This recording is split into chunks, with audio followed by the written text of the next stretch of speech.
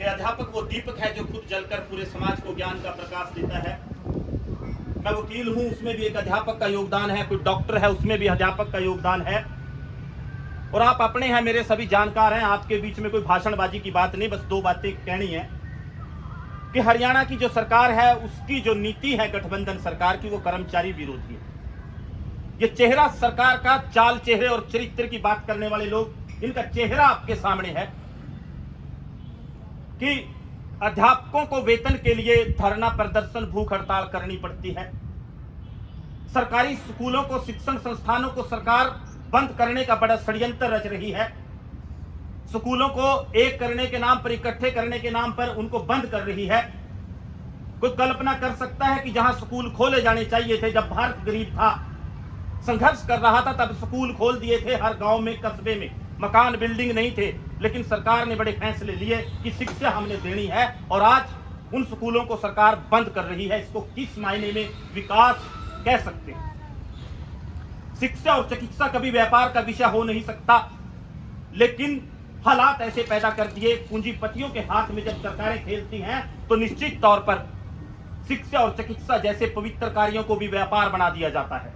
और जब शिक्षा और चिकित्सा का व्यापार होता है तो निश्चित तौर पर समाज में न केवल अधर्म फैलता है, बल्कि कहीं ना कहीं लोगों का शोषण भी होता है। और सबसे बड़े मायने पर अगर आज शोषण कहीं है तो वो शिक्षण संस्थान जो निजी हैं, और दूसरी तरफ जो निजी चिकित्सालय, जो हॉस्पिटल हैं, उनमें जो सबसे बड़ा आज शोषण होता है। ये किसी से पर्दे के पीछे छिपी बात नहीं, लेकिन सरकारों को आपसे हमें कोई सरोकार नहीं। भाई साहब ने कहा कि उस आंदोलन में भी था।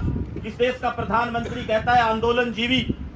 जिन लोगों को आंदोलन जीवी ये कहते हैं, उनमें से हम लोग हैं। और अध्यापक समाज तो हमेशा आंदोलनों के, और कर्मचारी तो कहीं ना कहीं अपना रोजगार बचाने के लिए, निजीकरण रोकने के लिए आंदोलनों में लगे रहते हैं। तो हम तो भाई उन आंदोलन जीवियों में से हैं। अध्यापकों के बारे में क्या कहूं?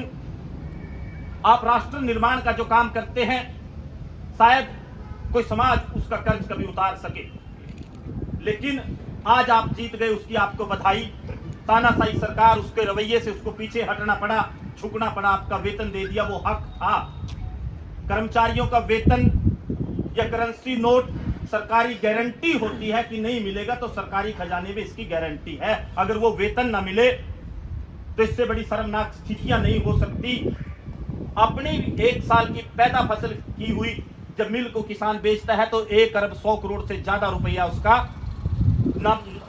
रोकने का काम किया जाता है, दिया नहीं जाता। मैं व्यापारी भाइयों को कह रहा था कि किसान के पास कोई ऐसी तिजोरी नहीं कि वो मिल से 100 करोड़ रुपया लेगा, अपने घर रख लेगा। ये सारा पैसा बाजार में आना है। अध्यापकों का पैसा जो आपके हाथ में आएगा वो बाजार में जाएगा। हम सब एक दूसरे से जुड़े हैं, एक की खुशहाली दूसरे की खुशहाली है।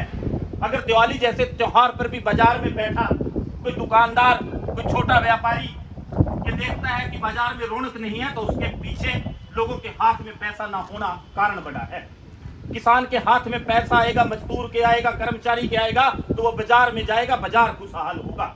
लेकिन सरकार की नीतियां और हैं, उनको ना आपसे कुछ लेना, ना किसान से लेना, ना मजदूर से लेना। पूंजीपतियों के पैसे से सरकार बनाते हैं, प्रचार के साधनों को खरीदते हैं। ये आप अध्यापक हैं, आप बेहतर जानते हैं। फिर हमें धर्म, जाति, मजहब के नाम पर बांटते हैं। राम राज्य की बात करते थे, क्या राम राज्य में अध्यापक को, गुरु को भूख हड़ताल पर बैठना पड़ता था? क्या ये राम राज्य इन्होंने हमें दिया? लेकिन जब हक मांगे तो लाठी मिलती है, डंडा मिलता है।